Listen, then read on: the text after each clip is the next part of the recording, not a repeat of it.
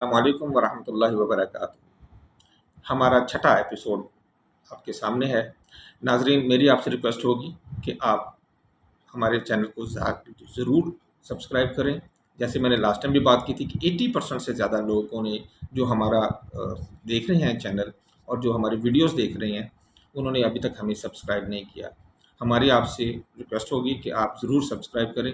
Video आपको अच्छी लगे तो इसको लाइक भी करें और इसको शेयर भी करें। जनाब, हम आगे चलते हैं। हम लास्ट टाइम जो बात कर रहे थे वो इस हवाले से थी कि चाइना जो है वो अब इन साउथ एशिया में अमेरिका की जगह ले रहा है।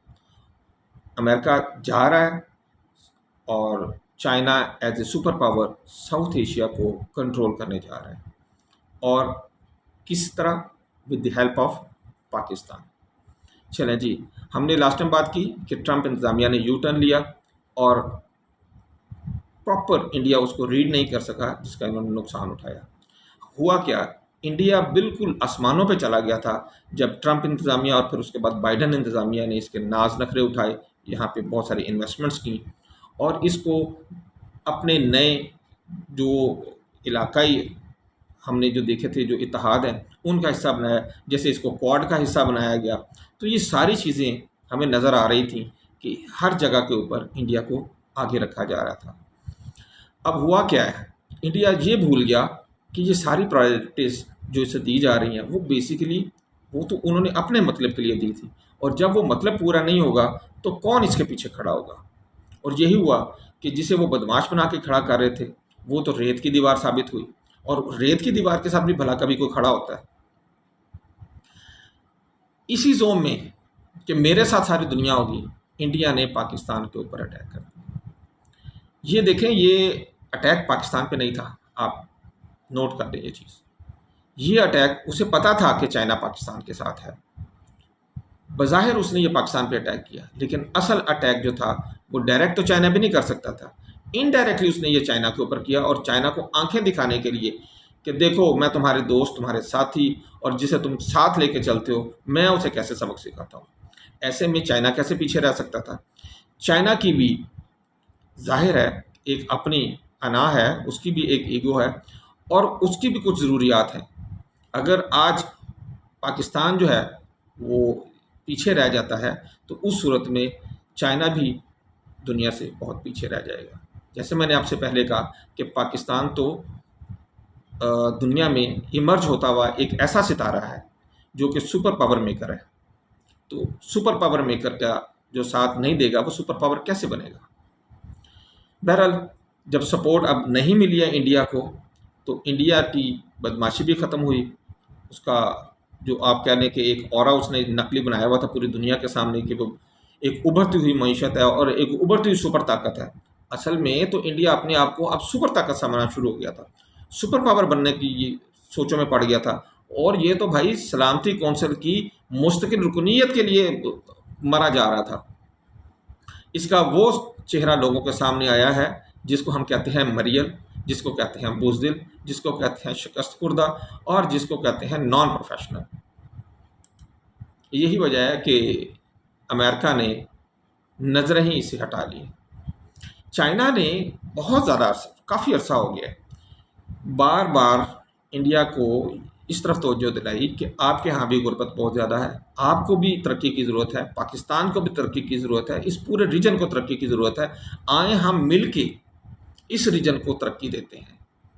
और ये मैं आगे तू पीछे, तू आगे मैं पीछे की दौड़ से हम निकले और मिलकर इस सारे इलाके को आगे लेके चलें और तरक्की करें। लेकिन अब क्या कह सकते हैं? इंडिया, आपको पता है कि वो तो एक ज़िद्दी बच्चे वाला काम है। हत्ता कि चाइना ने इन्वेस्टमेंट्स भी की, चाइना ने इंडिया के साथ ट्रेड भी बहुत बढ़ाई और कॉपरेट भी बहुत ज़्यादा इंडिया के साथ किया। लेकिन इंडिया ने क्या किया? 5 अगस्त 2019 को इसने लेह का एरिया और लद्दाख के एरिए को अपनी यूनियन टेरिटरी में शामिल कर लिया। कश्मीर और जम्मू को इन्होंने अपना करार दे के अपने अंदर जम कर लिया। ज़ाहिर है फिर उसका नतीजा तो निकलना था।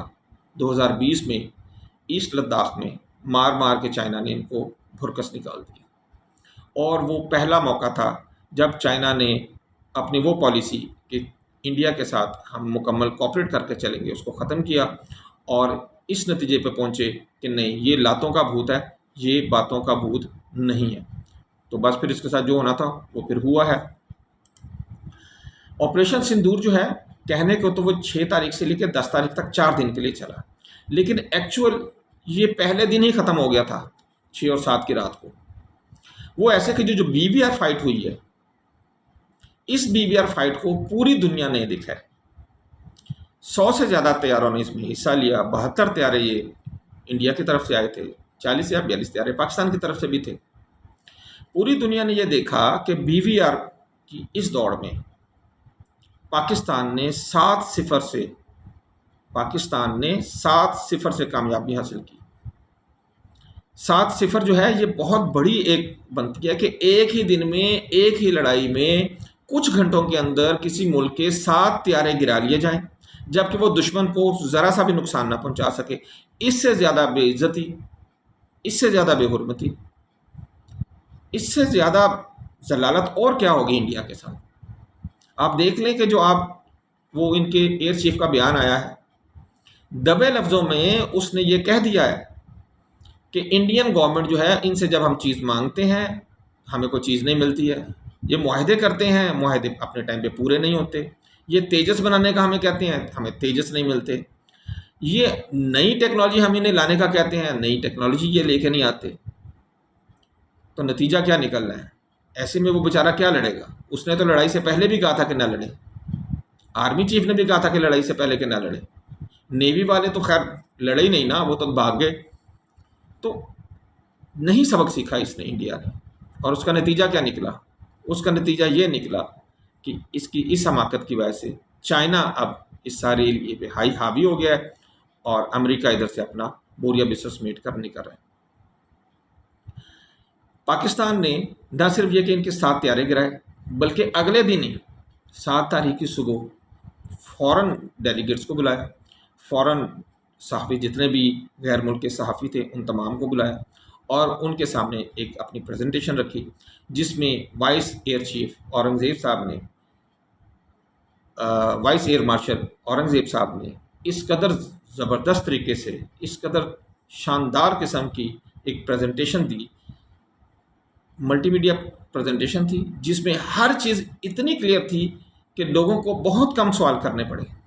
हालांकि हमारा ये ख्याल था कि लोग बहुत सारे सवाल करेंगे, लेकिन प्रेजेंटेशन का तरीक़ाकार और प्रेजेंटेशन के इतनी क्लैरिटी के साथ दी गई थी कि कोई भी सहाफ़ी जो है वो बहुत ज़्यादा सवाल नहीं कर सका, और हर चीज़ क्लियर थी, और पूरी दुनिया को महसूस हो गया कि पाकिस्तान बाजी ले जा चुका है।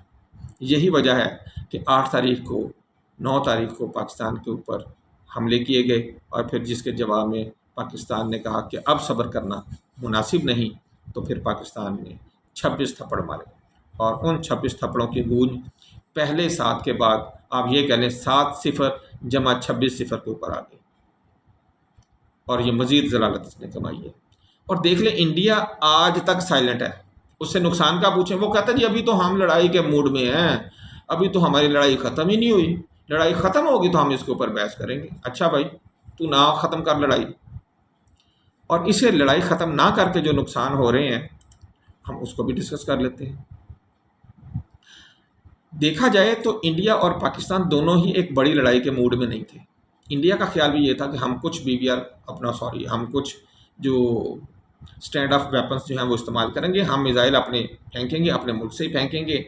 ज़्यादा से ज़्यादा होगा कि पाकिस्तान भी अपने तैयारे लेके आएगा, वो भी अपने मिज़ाइल फेंकेगा, और जब उनके तैयारे आएंगे तो हम अपने S-400 मिज़ाइल के ज़रिए उनको निशाना बना लेंगे, और इस तरह हम न सिर्फ ये मशहूर करेंगे कि हमने इनके मदरसों के ऊपर जो है वो बमबारी की है और उनको मारा है, बल्कि इसके साथ साथ हम इनके तैयारे भी गिरा लेंगे, और हम 1+1 का बोनस हासिल करके दुनिया को बताएंगे कि हमने तो बहुत बड़ा मार का असर कर लिया है, और हम फिर बातों को यहीं पे ख़त्म कर देंगे और सीज़ फायर करवा लेंगे। हर काम उलट हुआ। उलट ये हुआ कि उल्टा 7-0 से हार गया, और उस 7-0 से हारने की वजह से जलालत उसने कमाई। और फिर जब उसे सीज़ फायर के लिए कहा गया तो 1 सेकंड नहीं लगाया, भागा, दौड़ा, और अमेरिका के पाँव में पड़ गया। और अमेरिका का तो ज़ाहिर है वो जमूर है, तो अमेरिका ने फौरी तौर पे उस जमहूरे को बचाने के लिए पाकिस्तान से रिक्वेस्ट की। तो पाकिस्तान का तो पहले ही प्रोग्राम नहीं था कोई लंबी चौड़ी लड़ाई करने का। पाकिस्तान को तो पता था कि मैंने इसको मार लिया है, और जब हमें पता है और आपको भी पता है, जब मोहल्ले में लड़ाई हो और एक बंदा दूसरे को 2-4 थप्पड़ लगा ले और दरम्यान में बीच बचाव करने के लिए लोग आ जाएं, तो जिसने मारा होता है वो कहता है अच्छा चलो ठीक है यार मैं छोड़ता हूँ, जाओ इसे ले जाओ, मैंने माफ़ किया। तो यही हाल पाकिस्तान ने इंडिया के साथ किया है। अब याद करें जब मैंने पीछे बात की है कुछ देर पहले, तो हमने ये बात की थी कि ट्रंप इंतज़ामिया जो है अब वो अपनी ट्रेड के ऊपर बहुत ज़्यादा बात करती है। तो ट्रेड के ऊपर जो बात करती है वो आपको इस सीज़ फायर में भी नज़र आएगी। अमेरिकन इंतज़ामिया ने बरमला इस चीज़ का इजहार किया है कि इस सीज़ फायर के लिए हमने इंडिया और पाकिस्तान दोनों से ये कहा है कि अगर तो अमेरिका के साथ तुमने ट्रेड करनी है तो उस ट्रेड के लिए ज़रूरी है कि तुम आपस में सीज़ फायर करो, इस लड़ाई को ख़त्म करो, और तब हम तुम्हारे साथ करेंगे, अदरवाइज़ हम तुम्हें ब्लॉक कर देंगे और तुम पे पाबंदियाँ लगा देंगे। पाकिस्तान की तो पहले ही आपको पता है कि गिनी चुनी सी है ट्रेड, 3 से 4 बिलियन डॉलर का पाकिस्तान को वहाँ से ट्रेड सरप्लस हासिल होता है। लेकिन अगर जगह हम इधर इंडिया की तरफ जाते हैं तो ये 100 बिलियन के करीब जो है इनको ट्रेड प्लस सरप्लस का वहाँ से मिलता है अमेरिका से। तो इनकी तो जान ही निकल गई। उस ट्रेड को देखते हुए इन्होंने अपनी जलालत को भी नहीं देखा, इन्होंने अपनी खजालत को भी नहीं देखा, और इन्होंने अपनी बेइज्जती और बेहुरमती को भी नहीं देखा, और फौरी तौर पर दौड़ के इन्होंने कर ली। हाँ, अलबत्ता ये ज़रूर है कि जैसे ज़ुबानें लंबी हैं तो इन्होंने पाकिस्तान के साथ गालम गलोच भी की, और इनका जो मोदी है वो हर जगह भौंकता फिर रहा है और पाकिस्तान के ऊपर गुर्रा रहा है। और आप तो जानते हैं कि बार्किंग डॉग्स सेल्डम बाइट, वो कुत्ते जो गली में भौंकते हैं, जो गाड़ियों पे गुर्राते हैं, वो काटते कूटते कोई नहीं है, और ना उनमें काटने वाले दांत होते हैं। इसकी एक छोटी सी मिसाल खैर मैं अपनी भी दे दूं कि मेरे हवाले से मुझे कुछ कमेंट्स इस तरह के आए हैं कि जो इंडियन लोगों ने किए। अगरचे मेरा तो बहुत छोटा सा एक चैनल है, लेकिन मैं इस बात पे हैरान हूँ कि ये इंडियन दरमियान में कहाँ से आ गया और उन्होंने मेरा चैनल कैसे एक्सेस कर लिया और ये रीच वहाँ तक कैसे पहुँची है। जो मैंने फिर बाद में देखा तो 6% के करीब जो लोग हैं चाइना अपना इंडिया से, वो मेरा चैनल देख रहे हैं, और उनकी तरफ से एक मोटी मोटी गालियाँ भी आईं, और एक ने तो ये कहा कि हम तुम्हारे घर में घुस के मारेंगे और जनाब हम तुम्हारे घर में ड्रोन का अटैक कर देंगे। और मैंने उसे कहा, मैंने मैसेज में जवाब दिया कि भाई मुसलमान तो पहले ही कहता है कि मैंने अगर शहीद हो जाऊं तो मेरे लिए इससे बड़ा और क्या एजाज़ है, हमारे लिए तो ये कोई बात नहीं है, हम तो पहले इस चीज़ के मुंतज़िर होते हैं, तुमने अगर ये काम करना है तो कर लो, हमने कौन सा बाज आना है, हम तो सच बोल रहे हैं और सच फैला रहे हैं, ना तो हम सच बोलने से बाज आएंगे और ना हम, देखिए हम यही तो अपने मुल्क के लिए अपने दीन के लिए कर सकते हैं जो हम कर रहे हैं। हम इसके अलावा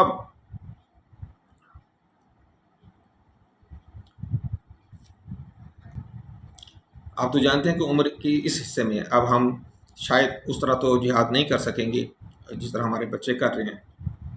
तो जो ज़ुबान से, जो वक्त के साथ, और जो ये मैं थोड़ी सी मेहनत करके जो चीज़ें तहकीक करके आपके लिए पेश करता हूँ, तो यही शायद हमारी तरफ से एक छोटा सा नजराना है हमारे उन भाइयों के लिए, उन बेटों के लिए, उन बेटियों के लिए जो जिहाद पे मसरूफ़ हैं। बहरहाल ये तो एक ज़ाती बात हो गई। हम इससे आगे चलते हैं कि अमेरिका ने जो सीज़ फायर करवाया है इसके पीछे कुछ छोटी चीज़ें नहीं है। अमेरिका ने जो इंडिया से कहा है कि हम अगले 5 साल में अपनी ये जो फ़िलहाल हम 200 बिलियन डॉलर की जो हमारी आपस में ट्रेड है, इसको हम 500 बिलियन डॉलर तक लेके जाना चाहेंगे। ये 500 बिलियन डॉलर जो है ये छोटी बात नहीं है। 500 बिलियन डॉलर इसका मतलब है कि ये डबल से भी ज़्यादा उसको ले जाने के हक़ में। तो इतने बड़े और इतने ज़्यादा पैसे बनिया अगर देख ले तो उसके तो वैसे ही रालें टपकनी शुरू हो जाती हैं। तो उसने फौरी तौर पर सीज़ फायर कर दिया। अब हम ये देखते हैं कि अमेरिका को इसमें क्या मिलेगा। ट्रेड में अगर इस तरह सरप्लस इंडिया को जा रहा है तो अमेरिका क्या करेगा। अब अमेरिका जो है वो उसकी पूरी कोशिश है, आपको पता है कि अमेरिका की जो इकॉनमी है उसमें बहुत बड़ा हिस्सा जो है वो हथियारों का है। तो उसकी पूरी कोशिश है कि F-35 जो है वो इंडिया से परचेज़ करे, और F-35 अकेला तो लेना नहीं, उस अकेले ने तो काम करना नहीं है, उसके साथ एक पूरा एक इकोसिस्टम है, एक पूरा सिस्टम है मुख्तलिफ हथियारों का जो F-35 के साथ इसे लेना पड़ेगा, जिसमें रडार्स भी शामिल होंगे, जिसमें रडार के अलावा इसके हथियार भी शामिल होंगे, और इसी तरह सैटेलाइट्स और इलेक्ट्रॉनिक वारफेयर से रिलेटेड चीज़ें, ये तमाम चीज़ें फिर उसे इंडिया को लेनी पड़ेंगी। और इंडिया आजकल प्लस माइनस में लगा हुआ है कि ये $500 बिलियन तक पहुंचने के लिए हम कितने पैसे खर्च करें और कितनी देर तक हम इसको खर्च करें कि हमें वो $500 बिलियन की जो ट्रेड है वो अमेरिका के साथ स्टार्ट हो जाए। देखते हैं कि अब इसका नतीजा क्या निकलता है। असल में अमेरिका का ये भी है कि वो देख रहा है कि पाकिस्तान को J-35 भी मिल रहे हैं आने वाले दिनों में, MQ-19 भी मिल रहा है, PL-17 भी मिल रहे हैं मिज़ाइल, और इसी तरह PL-21 मिज़ाइल भी जो है वो पाकिस्तान को चाइना दे रहा है। चाइना हमारी पाकिस्तान की इस फतह के ऊपर बहुत ज़्यादा खुश है और उसका ख्याल ये है कि पाकिस्तान ने वो कर दिखाया है कि जो उसकी एक्सपेक्टेशन से भी बहुत ज़्यादा था।